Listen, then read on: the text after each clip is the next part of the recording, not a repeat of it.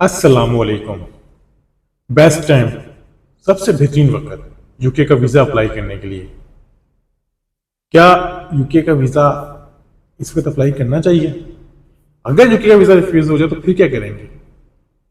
अब लोग कह रहे हैं जी न्यू ईयर के लिए आ रहा है दिसंबर, तो न्यू ईयर का प्लान देते हैं, इसके बारे में बात करेंगे।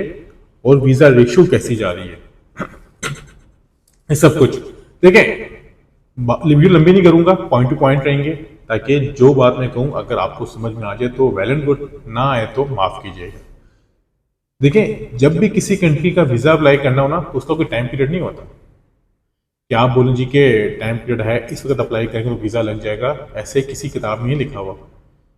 अगर उन आपको वीजा देना है ना तो उन आपको वीजा देना ही देना है, चाहे आपका पर्पज ऑफ ट्रेवल कुछ हो या ना हो।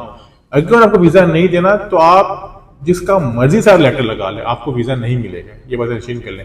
मिसाल के तौर पे काफी आते हैं ना एप्लीकेंट, जी हमें स्पॉन्सर किया है, स्पॉन्सर बड़ा तगड़ा है, स्पॉन्सर के अपने होटल्स हैं, स्पॉन्सर के अपने टेक अवेज हैं, फला वीजा रिफ्यूज भी हो सकता है। क्योंकि वीजा स्पॉन्सर को नहीं चाहिए, वीजा आपको चाहिए। आपने अपने सर्कमस्टेंसेस देने, आपने अपनी एश्योरिटी देनी है, आपने अपनी गारंटी देनी है, आपने बताना मेरी फैमिली है, आपने बताना मेरा बिजनेस है, मेरी जॉब है, आपने बताना मेरे इतनी शो मनी है, मैं जाके अपना एक अच्छा एक स्टेबल बंदा हूं।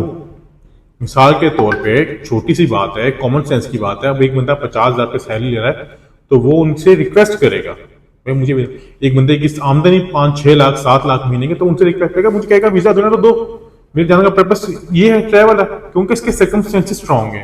तो आपकी जब सर्कमस्टेंसेस स्ट्रांग हो तो आपके वीजे के चांसेस ज्यादा से ज्यादा बन सकते हैं। पहले बात जनरल ये कर लें, इसका कोई टाइम पीरियड नहीं होता है कि लोग कहते हैं जी कि हम लोग न्यू ईयर का प्लान आ रहा है, प्लान देंगे मेरा वीजा हो जाएगा, तो आपकी गलत सोच है। अगर आप ये समझ के वीजा देंगे जी आपका पर्पस ऑफ ट्रैवल है, तो आपको सीधा स्ट्रेट एलिगेशन ये लगाएगा, भाई इससे पहले कहां गए हो, कभी नारोवाल भी गए हो पाकिस्तान में? नहीं गए ना, बाहर निकले, आउट, डिनाई, रिफ्यूज। अगर आप कोई इस तरह का प्लान दे रहे हैं तो एटलीस्ट आपके पास ट्रैवल हिस्ट्री होनी चाहिए। मैं अक्सर ये बात कहता हूं कि फ्रेश एप्लीकेशन पे फ्रेश पासपोर्ट वीजा तो अप्लाई कर सकते हैं, ऐसा नहीं है कि नहीं कर सकते, लेकिन वीजे के चांसेस नहीं होते। अक्सर में कमेंट्स आते हैं जी कि आप हमारे ऑफिस में आए थे, आपने कहा जी कि ट्रैवल हिस्ट्री नहीं है, बैंक स्टेटमेंट वापस दिया दिया। ठीक है, आप आ जाए, अप्लाई कराएं, मुझे क्या होगा, मुझे कोई नुकसान नहीं है, मुझे पैसे मिल रहे हैं। फायदा तो मैं आप लोगों के लिए सोच रहा हूँ कि आप लोगों के पैसे की जाया ना हो जाएंगे, आप लोगों को रिफ्यूजल ना मिल जाए। देखिए रिफ्यूजल हो भी तो मसला कोई नहीं होता।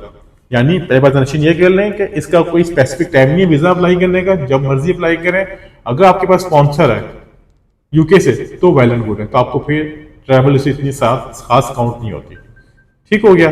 दूसरी बात, वीजा आपको एम्बेसी देगी। अगर वीजा समझेगी कि मैंने वीजा देना है आपको वीजा देगी, अगर उन्हें आपको कहा मैंने वीजा नहीं देना आपको वीजा नहीं देगी। वीजा एम्बेसी देती है, हम लोग सर्विस दे सकते हैं, इससे कोई टाइम पीरियड नहीं होता है। वीजा रेशो की बात की जाए, वीजा रेशो जिसका वीजा लग जाए तो वो कहता है वीजा रेशो 100% है, जिसका वीजा ना लगे वो कहता है जी वीजा रेशो ही नहीं है। सिंपल सी स्टोरी है, सिंपल सी बात है। वीजा एम्बेसी देगी, जब मर्जी अप्लाई करे, इस पर कोई एलिगेशन नहीं है, कोई पाबंदी नहीं है, कोई टाइम पीरियड नहीं है।